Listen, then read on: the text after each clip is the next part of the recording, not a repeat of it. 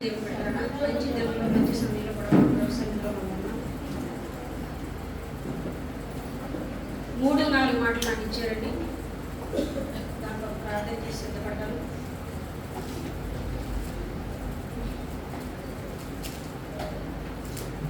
సర్వ పాప పరిహారం రక్త ప్రోక్షణం ఆవశ్యకం, తద్రక్తం పరమాత్మనే పుణ్యదాన పర్యాగం.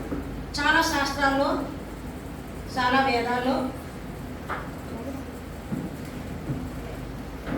అన్ని గ్రంథాల్లో కూడా వ్రాయబడిన మాట ఇది. ఈ గ్రంథాల్లో చాలా మంది బ్రాహ్మణ్స్ చదువుతూ ఉంటారు, చెప్తూ ఉంటారు. కానీ వాళ్ళు సంస్కృతంలో మాట్లాడుతూ ఉంటారు. సంస్కృతంలోనే మనతో ఒక ఏంటవి శ్లోకాలు అవి చదువుతూ ఉంటారు. ఈ పూజించడానికి ఎవరికి కూడా అర్థమవుతుంది.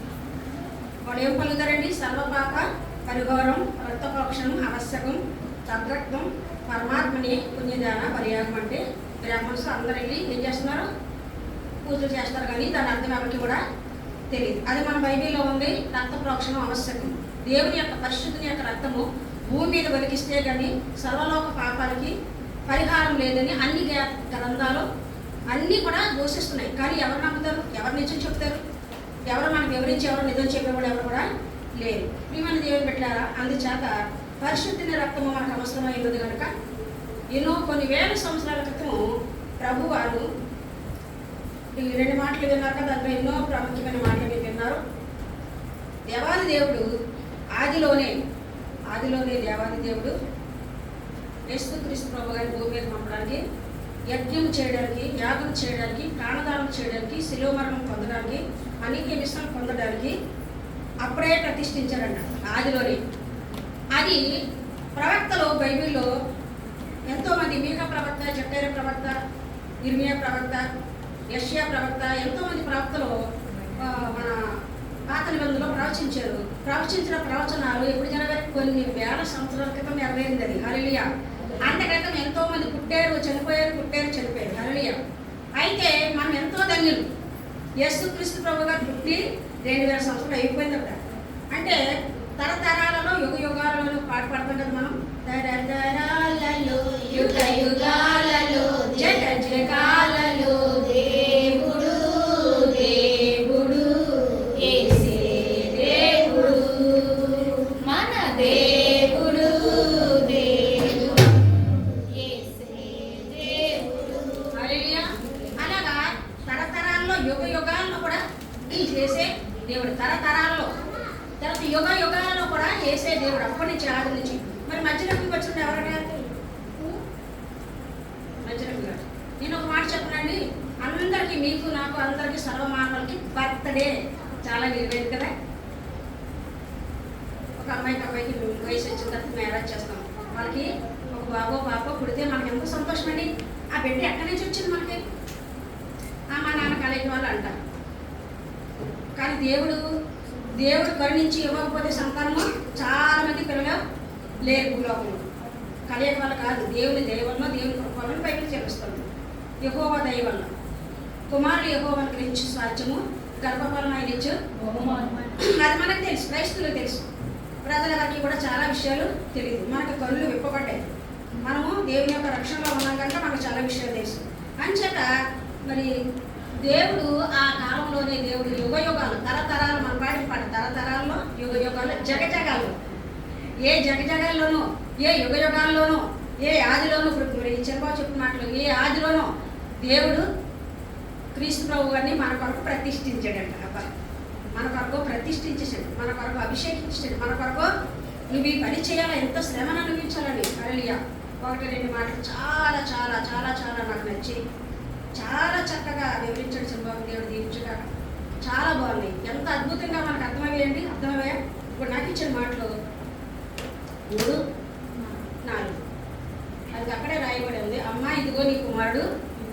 ఎంత బాధతో లక్షవారం రాత్రి దేవుని పట్టుకున్నారు. లక్షవారం రాత్రి ప్రేయర్ చేసుకున్నాడు. వాళ్ళు ఒలివ కొండకెళ్ళి ప్రార్థన చేసుకున్నప్పుడు ఇస్కరియోతు యోధ 12 మంది శిష్యుల్లో ఒక్కడ తప్పు చేశాడు.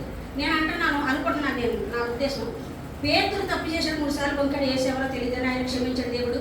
తోమా తప్పు చేశాడు, నేను నన్ను చూస్తే కానీ, గాయంలో వేలు పెడితే కానీ నేను నమ్మను, అతన్ని కూడా క్షమించాడు దేవుడు. పాపం చేసిన స్త్రీని క్షమించాడు దేవుడు. మగ్ధలేని మరియను క్షమించాడు దేవుడు.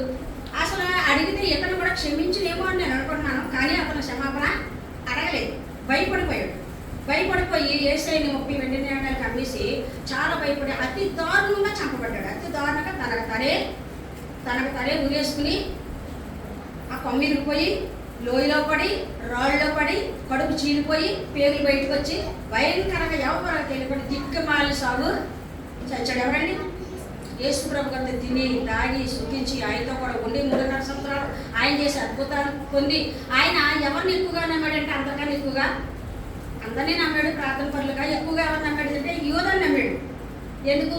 మర్యాద ఎవరింటికి వెళ్ళినా ఎవరింటికి వెళ్ళినా ఫస్ట్ ధనం ఇచ్చేవారట. భోజనం 12 శిష్యులకి యేసుప్రభు గారికి భోజనం పెట్టి ఏదో కొంచెం కొన్ని నాణ్యాలు ఇస్తూ ఉండేవారంట. ఎవరికి? ప్రభు వారికి ఇస్తూ ఉంటే ఎప్పుడైనా అవసరం వాళ్ళు వాడుకుంటారని ఇస్తూ ఉంటే ఆ డబ్బంతా ఎవరికి ఇచ్చాడట? దేవుడు యేసయ్య యోధాకి ఇస్తూ ఉండేవాడు. యోధా సంచి ఆ డబ్బు సంచి యోధా దగ్గర ఉండేదట. అలా ఆవిడ దగ్గర పిల్లలందరికీ వెళ్ళినప్పుడు ఇందులో దొంగతనం చేసి సన్నిధిలో దొంగతనం చేసేవాడు కూడా ఉంటారు. సన్నిధిలో దేవుడికి ఇవ్వకపోతే దొంగతనం చేసినట్టే బయటకు చెప్తుందా? అలాగే గ్రంథం ఏం చెప్తున్నాడు దేవుడు మీకు తెలుసా? అలాగే దేవుడు డబ్బులే కొంత ఫ్యామిలీకి ఇస్తామని కూడా మిగతా డబ్బులు ఇస్తాడు. దేవుడు అడిగితే ఇచ్చిపోతే అర్థం లేదు. అక్కడ కూడా దొంగతనం చేసినా సరే దేవుడు తెలిసి కూడా క్షమించాడు. ఎవరిని? యోధాని.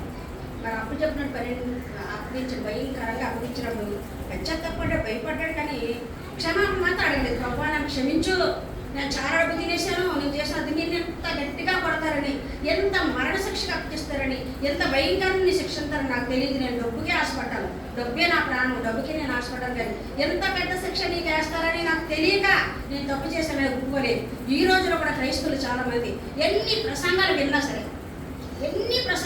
సరే వ్యక్తిగతంగా ఎవరికి చెప్పగలదు, వ్యక్తిగతంగా మనం కన్నీరు కారుస్తూ బాలికాలంలో చేసిన పాపాలు, ఎవరి కాలంలో చేసిన పాపాలు, ఇప్పుడు చేస్తున్న పాపాలు, ఏదైనా తెలిసి తెలియక చేస్తున్న పాపాలని మనం ఏం చేయాలో దేవుడి సన్నిధిలో ఇందాక దొంగ ఒప్పుకున్నాడు కదా, రెండో మాట మీరు వినేశారు, మళ్ళీ చెప్తున్నారు అమ్మగారు అనుకోకండి. ఒప్పుకుంటే ఖచ్చితంగా మనము క్షమించబడతాము. చూద్దామండి ఆ మాట.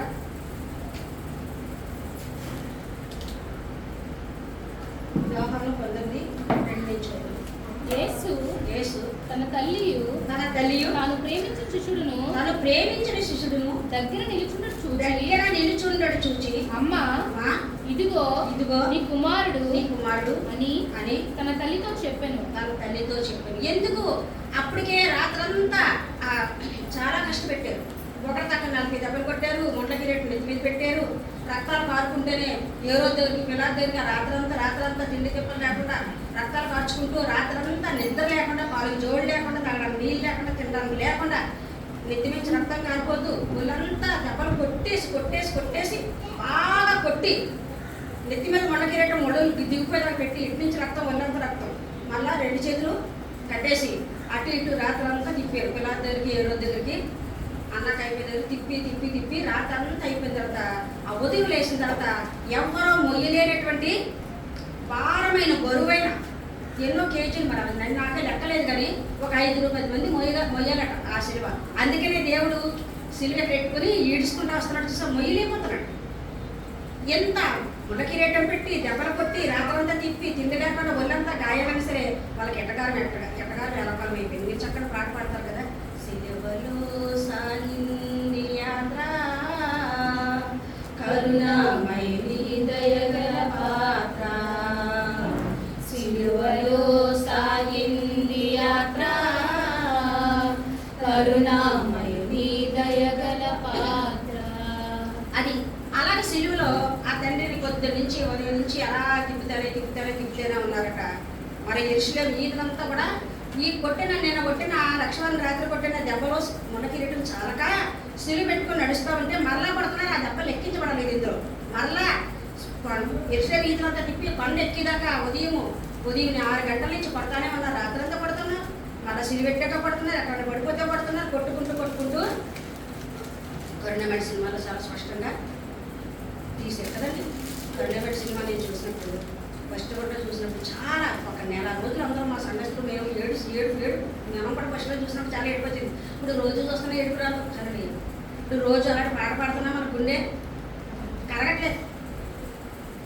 అలాంటి సిలువ పాటలు వింటున్నా సరే మన ఉదయం ఒక్కోసారి కరగట్లేదు. ఎందుకు కరగనివ్వట్లేదు? సాధారణ మనం ఏం చేస్తుంది, పంట బారిపోయిన రోజుల ఇప్పుడు వినిందే కదా, ఇప్పుడు చూసిందే కదంట. నిజంగా ఆయన పడ్డ బాధ, ఆయన పడ్డ బాధ ఒక్క గంట మనం బైబిల్ ఎట్టుకుని కూర్చుంటే ఆయన పడ్డ బాధలు మనం అర్థం చేసుకునే రోజు నాకు ఈత ఏంటంటే ఏడకుండా మనం ఉండలేము, కన్నీరు కార్చకుండా మనం ఉండి ఏడ్చినా సరే మన పాపాలన్నీ క్షమించబడతాయి. అంచేత అంత బాధ పెట్టి తిప్పుతున్నారు. ఆ కొండ ఎక్కడానికి ఎంత అయిందంట? 9 అయిందంట. ఇప్పుడు మీరు ఆ ఎండలో చలి ఈ రోజుకి చాలా భయంకరంగా ఉందంట కదండి. నిన్న కూడా చాలా ఎక్కువ, ఇంకెక్కడి నుంచి ఎండ ఎక్కువగా ఉంటాయి. ఎండలో ఒక 5 నిమిషాలు ఈ ఎండలో మనం నిలబడలేము. మేమని దేవుడు పెట్టాలి అన్ని దెబ్బలతో ఒళ్ళంతా. మళ్ళీ ఆయన వస్త్రం వరకు ఏం చేశారంటండి? చేసుకున్నారంట. ఆయన అలా దెబ్బలు తిని రక్తం కాస్తుంటే ఆయన శిల మీద మాటలు పలుకుతున్నా, ఆయన బుద్ధి లేకుండా ఆయన వస్త్రాలు మాట పంచుకుంటున్నారంట. మళ్ళీ అది పైనుండి కిందకి నేయబడ్డదంటే చాలా మంచి అంగి అంట. ఆ దానికోసం సీట్లు వేసుకుని ఎవడ కొత్త చూస్తారు. నాకు అనిపిస్తుంది ఒకసారి చదివినప్పుడు, బైబిల్ చదివినప్పుడు, ప్రార్థన చేసినప్పుడు నాకు చాలా ఏడుపు వస్తుంది. ఆయన వస్తువుని ఎవరు తీసుకున్నారు నాకు అనిపిస్తుంది. తర్వాత ఆయన్ని చుట్టేసిన తర్వాత కొన్ని క్లాత్ చుట్టేశారు, రుమాలని అక్కడని అక్కడే ఉంది సమాధులు అన్న. అది ఎవరు తీసుకున్నారు? ఎంత అదృష్టవంతులో నిజంగా. ఆ క్లాత్ ఎవరి దగ్గర ఉందో ఇప్పుడు కూడా ఎక్కడో భద్రంగానే ఉండే ఉంటుంది. అంత చెడిపోదు. ఎందుకంటే చాలా ఖరీదైనటువంటి చెడుకోలేనటువంటి ఖరీదైనటువంటి సుగంధ ద్రవ్యములతో ఆయన స్నానం చేయించారు.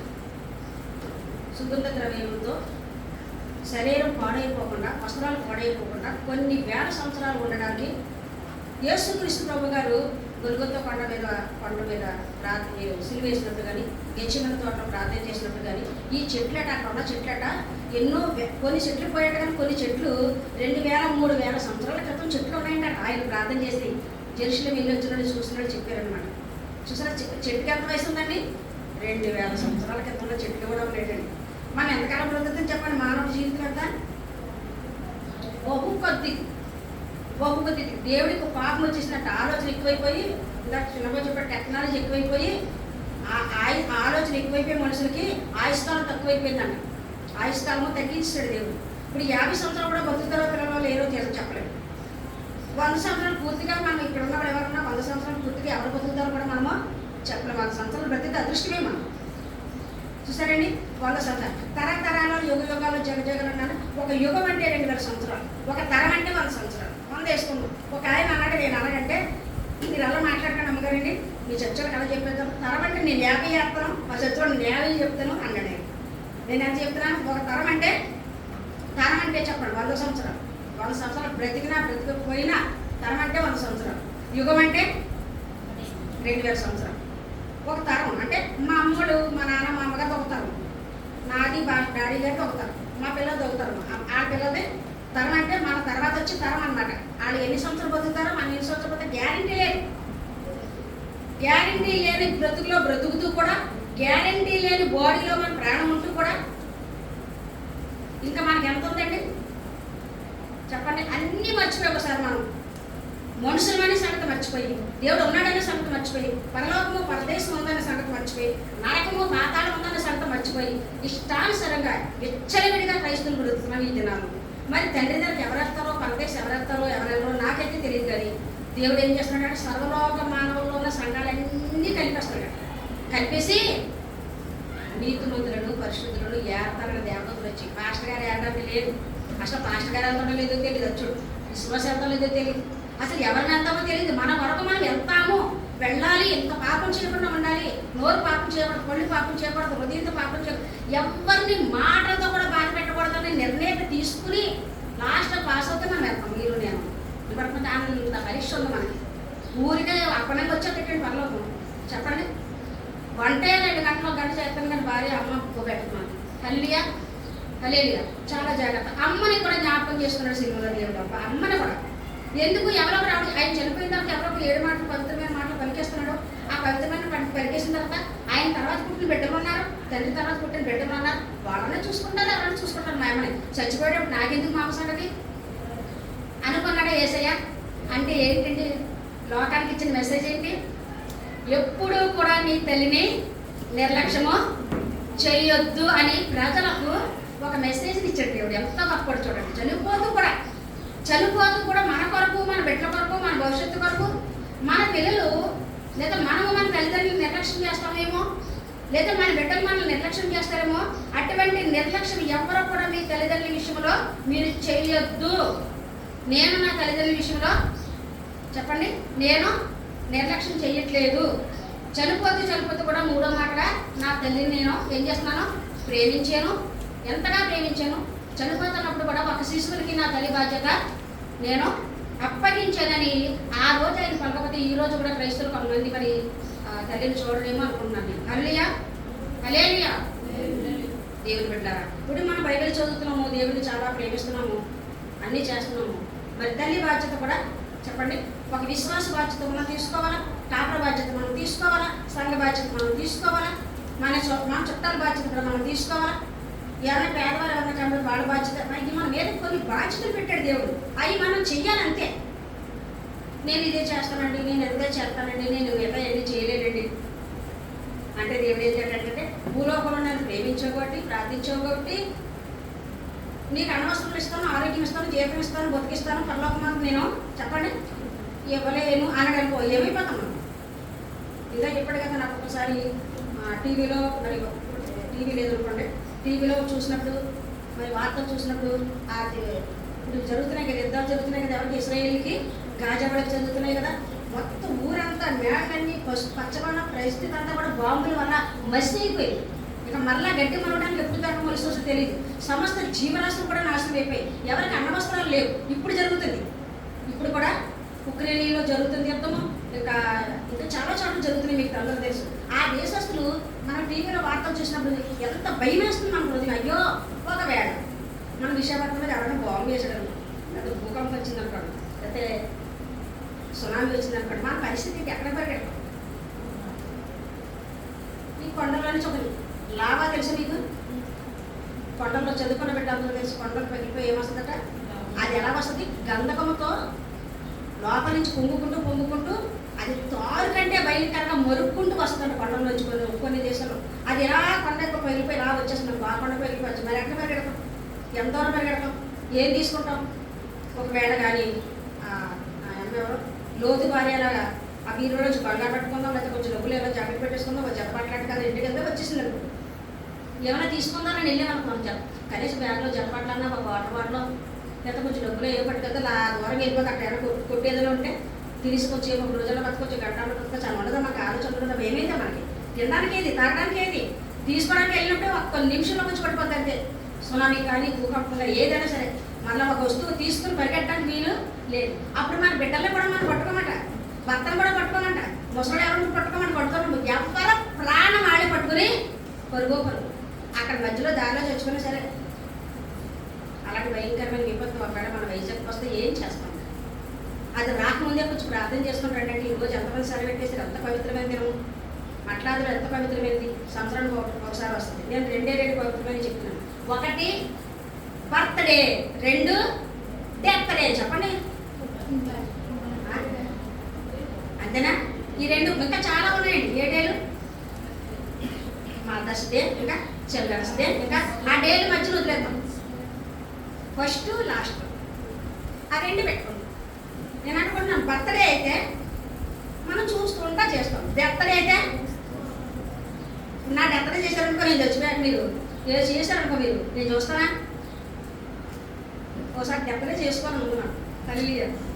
అది ఏమో వచ్చినట్టు అమ్మగారండి అని భయపడిపోతున్నారు. హల్లెలూయా. మన డెత్ డే మనం చేసుకోలేము, అలాగే చూసుకోలేము, చూడలేము, చేయలేము. అవునండి, ఒకటే చూస్తాం. తల్లి బాధ్యత ఎంతగా గ్రహించడో క్రైస్తవులు మనము చాలా జాగ్రత్తగా ఉండాలని ప్రభు పెట్టి మీకు మనం చేస్తున్నాము. తల్లి బాధ్యతను కూడా మనము స్వీకరించాము. తల్లిదండ్రులని వృద్ధాశ్రమం పడేసేస్తున్నారు, బాగా ముసలైపోయింది. మనం చాలాసార్లు పేపర్లో చూసాము, సెల్లో చూసాము, టీవీలో చూసాము. తల్లిని అంత బాధలో కూడా తల్లిని ఎందుకు జ్ఞాపకం చేస్తున్నాడు ఆయన అంటే, మనం కూడా మన తల్లిదండ్రులని చూడాలా, మన బిడ్డలు మన తల్లిదండ్రులు వాళ్ళ తల్లిదండ్రులని చూడాలి, వాళ్ళ బిడ్డలు వాళ్ళ తల్లిదండ్రులని చూడాలి. ఎక్కడ తప్పు జరగకూడదు. మనం క్రైస్తవులు ఎక్కడ కూడా తప్పు కూడా జరగకూడదు. ఒకవేళ జరిగింది అనుకో, ఒక కథ చదివాను నేను, చెప్పేస్తాను మీకు. ఒకసారి చెప్పాను, ఒకే ఒక కొడుకున్నాడంట, ఒకే ఒక కొడుకు. ఆస్తి అంతా ఆ కొడుకుని చాలా బాగా చదివించాడట, చాలా మంచి ఉద్యోగం చేస్తాడట, నెలకు ఒక 5 లక్షలు ఎంతో సంపాదిస్తాడు. ఈ ముసలాడు పల్లెటూరులో ఉంటాడు కదా, ముసలోడు. ఆ ముసలోడిని బాగా వృద్ధాప్యానికి వచ్చేసారట. మరి కొడుకే చూడాలి, ఇంకెవరు చూస్తారు? ఊరంతా ఏం తీసుకుని కొడుకే చూడాలి. కొడుకు మనందరికి కూడా ముసలోడు అయిపోయిన వాళ్ళ మీద కోపం వస్తుంది, ప్రేమ సంపాదించుకోండి. ముసలోడు అయిపోతే ఏమొస్తుంది చెప్పండి? కోపం వస్తుంది, మన మొత్తం చూడదు, మనం చేసి మనం ఆడి మాట్లాడాలి ఇష్టం ఉండదు. అలాంటి లాస్ట్ ఫైనల్ డేస్లో మనందరికి వస్తాయి, మాకు వస్తాయి, మీకు వస్తాయి, మీ పిల్లలకు వస్తాయి, మీ పిల్లలకు వస్తాయి. తెలుసుకోవాలి, బైబిల్ చదువునే అర్థం చేసుకోవాలి. ఆ ముసలోడి ఇద్దరికి ఒకే ఒక పాడు అది చూడాలి కదా, కొంచెం ఎంజాయ్ ఏదో వెయ్యాలి కదా చూడాలనేసి తీసుకెళ్తే సతీశ్వరరావు చెప్పిన కథలో నేను కొంచెం చదువుతూ ఉంటాను, అక్కడ పెట్టాను. ఆడ ఏం చేశారంటే ఆ పాడు ఏం చేసిందంటే ఒక్కగానొక్క పాడు కుక్కకెట్టి అన్నంలో పెడుతుంది. మీకు చెప్పాను కదా ఒకసారి, కుక్కకెట్టి ఒక ప్లేట్లో ఈ ముసలాడికి పెడుతుందండి. ఇద్దరికి ఒకసారి పెడతాను, ముసలాడు ఇద్దరిని అడిగేసింది. ఒకసారి ముసలాడికి పెడుతుంది అన్నం ఒక్క ప్లేట్కి అడిగేసి. ఎంత పాపమో చూడండి. ఒకగానొక్క కొడుకుని ఆస్తి అంతా అప్పులు చేసి చదివించాడు, పెద్ద చదువు, పెద్ద ఉద్యోగం వచ్చిందండి. భోజనం పెట్టడానికి కూడా ఆవిడ ఆ చిన్న పాకేసి అలా చాలా కష్టాలు పెడుతుందండి. కష్టాలు పెట్టి ముసలాడు కొంచెం పెడుతుందంట, ముసలాడు తినేసరికి ముసలిదానికి పెడుతుందండి. మీకు ఎవరు చెప్పుకోలేక ప్రతిమంతకాలం వద్దు, ఏ జబ్బు వచ్చేది వచ్చింది, కుక్క జబ్బులు వచ్చేసినా పర్వాలేదు అని అలా బాధపడుతున్నారంట. అందులో ఒక కుర్రాడు, 10 ఏళ్ళ కుర్రాడు ఆ కుక్క ప్లేట్లో పెడుతుంది కదా, బాధపడితే ఎవరు చెప్పుకోలేక అదే కట్టుకుని అదే తింటున్నారంట. వాడు అలా చేస్తుంది, వాడు అలా చేస్తుంది. చేసినప్పటికీ ఆ కుర్రాడు ఏం చేశాడంటే ఒకరోజు ఈ ప్లేట్ దాచాడండి. ఆ తాకి అమ్మకి పెడుతుంది. అమ్మ నాన్న అనలేదు, చిన్న కుర్రాడు 10 ఏళ్ళు. అమ్మ నాన్న ఇది ఎలా చేస్తున్నావు, నాన్న కానీ నచ్చన్నా కానీ అడగలేడు, అడిగితే కొట్టేస్తారు. అడిగితే ఏం చేస్తారు? చెత్తకు కొట్టేస్తారు. అందుకని అడగలేక కంచం దాచాడు, పైన ఇసిరేసాడు. ఆ రోజు మళ్ళీ అన్నం పెట్టడానికి వచ్చిందట. వాళ్ళు ఏదండి ప్లేట్ ఏం చేశారండి, నేను కాబట్టి అన్నం పెడుతున్నాను, మీకు ఎవరు పెడతారండి, ముసలైపోయారని అలా పెడుతుంటే లేదమ్మా తెలియదు అన్నారట. ఈ కుర్రాడు ప్లేట్కి వచ్చి నాన్న అమ్మ నేను దాస్తాను ఆ ప్లేట్లో. ఆ కుర్రాడికి ఏం ఆలోచన వచ్చిందో చూడండి. దాస్తానంటే ఎందుకు దాస్తారా, బుద్ధి లేదు, పట్టరా నాన్నకి తాతకి అన్నం పెడతాను ఒక్క ప్లేట్లో అంటే. కాదు నాన్న మాడిపోయింది, 10 ఏళ్ళు వచ్చినట్టు కానీ తెలిసిపోయింది. ఏంటంటే నువ్వు ఒక్క ప్లేట్లో అన్నం పెడుతున్నావు కదా, మళ్ళీ ప్లేట్ పోయింది అనుకో, మళ్ళీ నాకు ఎలా వస్తుంది? నేను పెద్ద అయిన తర్వాత, నా పెళ్ళి అయిన తర్వాత, మీరు ఇద్దరు ముసలి అయిన తర్వాత నాన్నకి తాతకి ఒక్క ప్లేట్ వస్తుందా? అందుకని నేను దాచుకున్నాను. అది నీవు ఏ ప్లేట్లో అయితే నాన్నకి తాతకి అన్నం పెట్టావో ఆ ప్లేట్ నేను పక్కన మీద దాస్తానంటే అప్పుడు కూడా సిగ్గురాలి కదా. అయ్యో బాగా వస్తుంది మనసులో. కుర్రాడితో దేవుడు ఏం చేశాడండి, మాట్లాడే బుద్ధి చెప్పించినా సరే. అలాంటి పేరెంట్స్ ఏమో చంద్రబాబు చెప్పాడు కదా, ఒక్కసారి పరలోక వరములు రుచి చూసిన తర్వాత తప్పిపోయిన వారికి, తప్పని తెలిసి కూడా తప్పులు చేస్తున్న వాడికి, హృదయం మారిన వారికి ఇంక మళ్ళా వాడిని నూతన పరచడమో అసాధ్యమని పైపెట్టడమో సెలవిస్తాడు. ఇప్పుడు తల్లి రుణము తీర్చుకున్నాడు. అమ్మా చదవండి, ఇదిగో నీ కుమారుడు ఒక శిశువుని చూసి ఎక్కువగా ప్రేమించాడు యోహాన్ని. ఆ శిశువుని చూసి ఇదిగో నీ తల్లి ఒక సిలువు మీద ఏ తర్వాత పుట్టిన బిడ్డలకు అప్పగించవచ్చు, ఇంకెవరికైనా అప్పగించవచ్చు, ఎవరికైనా అప్పగించండి. ఈ యోహాన్ అనే ఆయన ఇప్పుడు ప్రకటన గ్రంథం రాసిన యోహాన్ గారు. ఈ యోహాన్ అనే ఆయన ఈ 12 మంది శిష్యుల్లో మంచివాడు, యేసుక్రీస్తు ప్రభు గారు రొమ్మిని ఆనుకున్నవాడు, ఎక్కువగా యేసు ప్రభు నమ్మినవాడు, ఎక్కువగా యేసు ప్రభు జరుగుతున్న కార్యాలన్నీ చూసినవాడు, ఎక్కువ ప్రేమించినవాడు, మాట్లాడకుండా నోటు మౌనంగా ఉన్నవాడు అన్నమాట. సియోన్లో మౌనంగా ఉండట నీకు, సియోన్లో దేవుడు వాక్యం చెప్పాడు, మనం మౌనంగా ఆరాధించారట, దేవుడికి స్తుతులు చెల్లించినట్ట. ఒక్కొక్కసారి మౌనంగా ఉండవలసి ఉండాలా, అల్లే చెప్పాలి, పాట పాడడం, పని ఏం చేయమంటే అది బైబిల్ గ్రంథం ద్వారా మనం చేస్తూ ఉంటాం. మంచేత అంత చక్కనటువంటి ఆ తల్లి బాధ్యతను మనం కూడా తీసుకోవాలని 3వ మాటలో ఇదిగో నీ కుమారుడు, ఇదిగో నీ తెల్లని ఒక శిశువుని తల్లి బాధ్యత అప్పగించేసాడు. ఏంటి ఆయన అప్పగించాడు. సిలువలో సాగింది యాత్ర, కరుణామయుని దయగల పాత్ర. సిలువలో సాగింది యాత్ర, కరుణామయుని దయగల పాత్ర. ఇది ఎవరి కోసమో, ఈ జనుల కోసమే, ఈ జగతి కోసమే, ఈ జనుల కోసమే, ఈ జగతి కోసమే. సిలువలో సాగింది యాత్ర, కరుణామయుని దయగల పాత్ర. హల్లెలూయా. మోసపాపుడి మీరు, మోసపాపుడి దేవుడు వెక్కిరించబడడు. దేవుడి మాటలు చాలా పవిత్రమైనవి. మన వాక్యం వింటున్నామంటే దాని ప్రకారంగా జీవించాలా. దేవుడి శిలువ మీద పలికిన ఫస్ట్ మాటలో వీరిని క్షమించమన్నాడు. మనం కూడా దేవుడిని నమ్ముకున్న కూడా మనము క్షమించాలందరినీ. యేసు ప్రభు గారు పలికిన 3వ మాట ఏంటంటే, అమ్మా ఇదిగో నీ కుమారుడు, ఇదిగో నీ తల్లిని. తల్లి బాధ్యత మరి ఎవరికి అప్పగించాడండి? శిష్యునికి అప్పగించాడు. ఇంకొక మాట చూద్దాం, అమ్మ అని ఎక్కడ పిలుస్తున్నాడు దేవుడు. సామెతలు 23:20 కూడా చూద్దాం.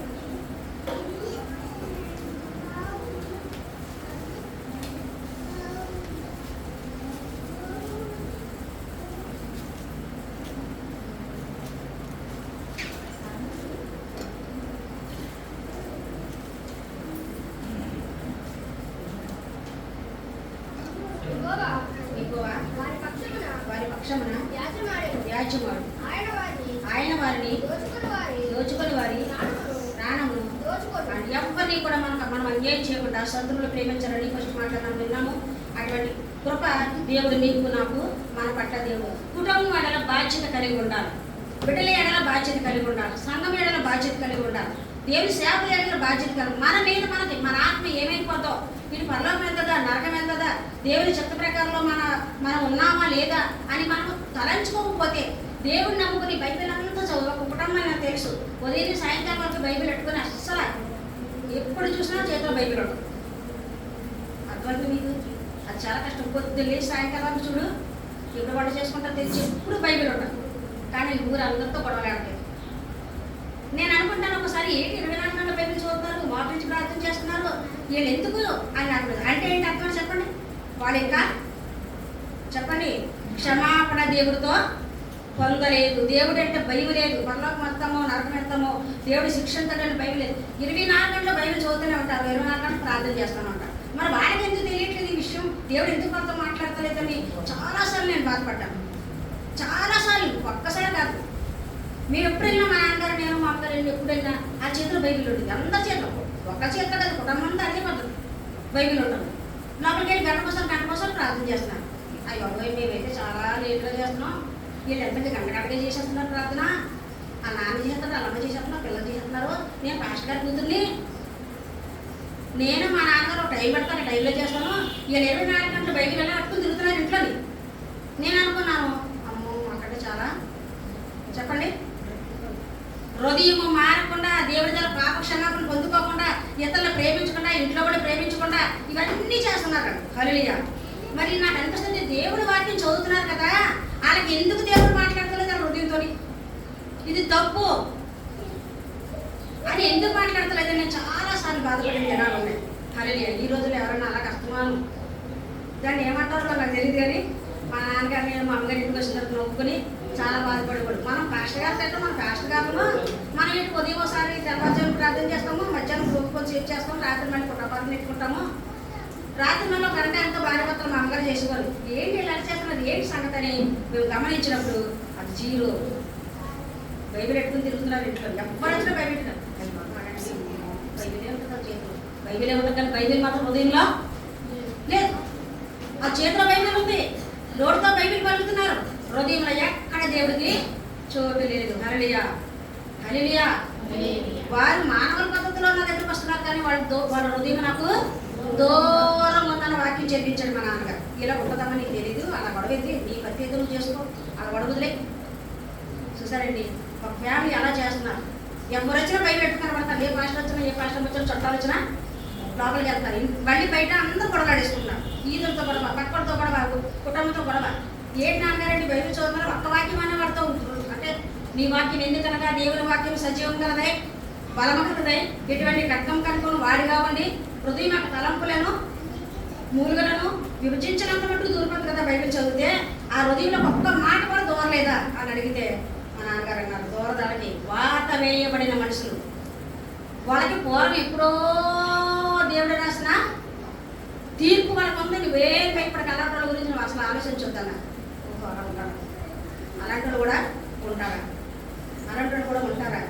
జాగ్రత్త సుమ. ఒకవేళ మనం కానీ అలాంటి స్థితిలో ఉంటే, ఎవరిని క్షమించలేని స్థితిలో ఉంటే, తల్లి బాధ్యత తీసుకోలేని స్థితిలో ఉంటే, కుటుంబ బాధ్యత తీసుకోకపోతే, సంఘ బాధ్యత తీసుకోకపోతే మనం ఏమవుతామో, దేవుని దగ్గర ఏమవుతామో మనకు తెలియదు. హల్లెలూయా, హల్లెలూయా. అయ్యో కొడుకా యేసునాథ సిలువ పైన మరణమైందివా, అయ్యో కొడుకా యేసునాథా, శిలువపై మరణమైతివా, పట్టిరి యోధులు ముచ్చటలాడి చుమతి నిన్ను దూషించరు కొడుకా, పట్టిరి యోధులు ముచ్చటలాడి చుమతి నిన్ను దూషించరు కొడుకా. అయ్యో కొడుకా యేసునాథా, శిలువపై మరణమైతివా. హల్లెలూయా.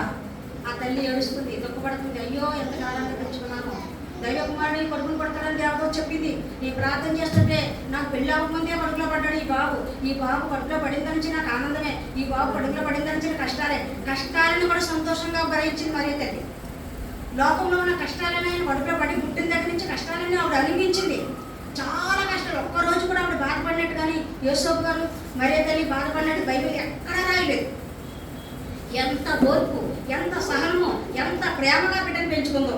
33.5 సంవత్సరాలకే తల్లి ముందు ఆ అందమైన కుమారుని, అంత చాలా జాలి గల కుమారుని, ప్రేమ గల కుమారుని, అంత చక్కగా పెంచుకున్న అల్లారుగా పెంచుకున్న కుమారుని తల్లి ముందే శిరస్సు మొదలుకొని శిరపాద వరకు రక్త సిద్ధముగా పడుతూ ఉంటే చూడండి ఎంత భయంకరంగా మరి కొట్టారు. అక్కడ కొట్టి చనుగో పట్టించడం రాసి అక్కడ చూస్తే నాకు చాలా భయంకరంగా మొత్తం ఒళ్ళంతా ఎక్కడ గ్యాప్లో కూడా పడితే ఆ తల్లి ఎలా సహించుకుంటుంది. మనుషులు మామూలునే సహించుకోలేకపోతున్నాం. తల్లి హృదయం ఏమైపోయి ఉంటుంది ఆ రోజు, తల్లి గుండె కడుపు ఏమైపోయి ఉంటుంది ఆ రోజు, బాధపడుతుంది. హల్లెలూయా హల్లెలూయా. మొయ్యలేని మానువొకటి వీపు పైన మోపర కొడుక, మొయ్యలేని మానువొకటి వీపు పైన మోపర కొడుక. అయ్యో కొడుక అయ్యో కొడుక యేసునాథా, శిలువపైన మరణమైతివా. అయ్యో కొడుక యేసునాథా, శిలువపైన మరణమైతివా. కొడుకేమో ఆ శిలువ మీద తట్టుకోలేని బాధతో ప్రాణం పోయే పరిస్థితిలో మాట్లాడుతూ ఉంటే, రక్తం కారుతూ ఉంటే, ఈ తల్లి గురించి ఆ బిడ్డ ఆలోచిస్తూ ఉంటే ఇంకెంత తల్లికి బాధ, దుఃఖము. ఏంటింత భయంకరమైన శిక్ష, ఇలాంటి మరణమా నా కొడుక్కి, ఇలాంటి మరణమా పరిశుద్ధునికి, ఇలాంటి మరణమా దైవకుమారుడిగా ఆవిడకే తెలుసు. ఎందుకంటే నీ కొడుకున దైవకుమారుడు కొడతాడు, ఆయన పరిశుద్ధాత్మలు నీ కొడతాడు అని ఆవిడ దేవతతో మాట్లాడబడు ఆవిడ తెలుసు. ఆవిడ గర్భవతి అయినప్పుడు అలాగే పెంచింది ఆ బిడ్డను. అంత పరిశుద్ధుడు పవిత్రుడికి ఎంత దెబ్బ, నా కొడుకుని పుట్టినది కాకపోతే ఎంత కక్ష, ఎంత సిలువ, ఎంత నష్టమా, ఎంత శ్రమ. ఒక్కసారి కొట్టిన బాగుండండి, చాలా దారుణమైన శిక్ష దేవుడికి వేసాడు. హల్లెలూయా. ఆయన ఒళ్ళంతా కూడా ముళ్ళులతో, భయంకరమైన ముళ్ళులతో ఉన్న కొరడతో కొడుతూ ఉండేవారట. అసలు తల మీద మొట్టకిరీటం ఎందుకు పెట్టారో నాకు అర్థమవుతలేదు.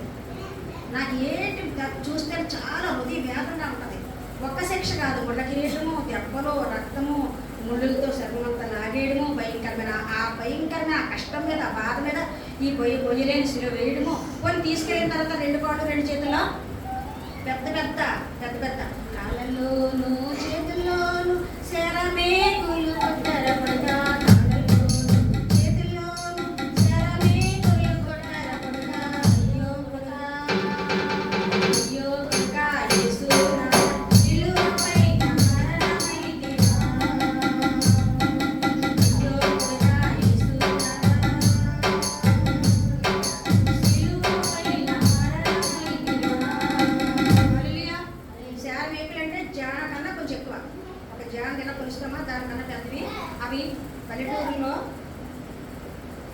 వెంకటిల్లికి ఒక దోవలోంచి పడతారన్నమాట. చాలా అంత తలసరి ఆయన శిలువ, అందులోకి వెళ్ళిపోవాలి. మరి ఈ చేతిలో నుంచి అందులోకి వెళ్ళిపోవాలి. అలాంటి మేకులు, భయంకరమైన శిక్ష. రాత్రంతా రక్తం కారుకుంటూ ముళ్ళ కిరీటంతో తిరిగాడు, ఉదయం అంతా మొయ్యలేని మానతో తిరిగాడు.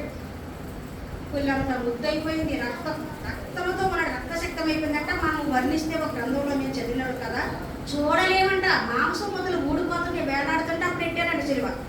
మనకైతే ఇప్పుడు ఎలా దెబ్బ తగినట్టుగా అలాగా వాతలు పెట్టినట్టు కనిపిస్తుంది, కానీ ఆ రోజునైతే అలా కాదట. మాంసం ముద్దలు ఇలా ఊడిపోతుంటే ఆ భయంకరమైన దాని మీద మొయ్యమంటున్నారంట. మొయ్యమంటూ మళ్ళీ పడుతున్నారట. అక్కడికి వెళ్ళిన తర్వాత ఏం చేశారు, శిలువ ఇలా చేతులు పాటు బాగా లాగేసి ఈ మాంసము, రక్తము ఎండకి ఆరిపోయింది, రక్తం ఆరిపోయింది. భరించలేని బాధపడుతున్నాడు. నేను అనుకుంటాను భరించలేని బాధపడి పళ్ళు మూసుకొని అలా ఉండొచ్చు కదా, దేవుడు ప్రాణం తీసుకున్నారు కానీ 7 మాటలో పలుకుతున్నాడు. రక్తముకి మాంసము ఎండిపోయింది. రక్తము ఎండిపోతే ఎలా ఉండదని భయంకరంగా శ్రమను అనిపిస్తున్నాడు. అప్పుడు తల్లితో మాట్లాడాడు. ఇంకొక మాట చూద్దాం అందులోని. లూకాసు వార్త 13:12 చూద్దామండి. లూకాసు వార్త 13:12.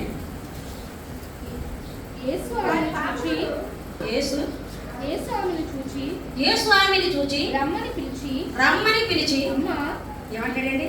అమ్మ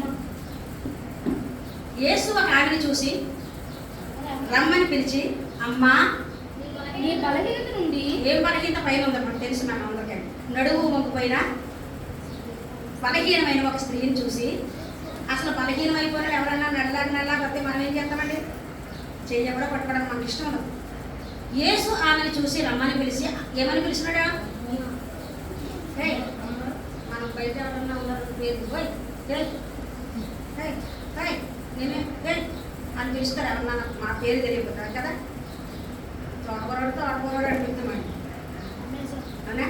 బయట ఎవరు పేరు తెలియకపోతే ఓ యాయి అని పిలుస్తుంది. చూసారండి, ఆ తండ్రి ఒక బలహీనమైన ఆవిడని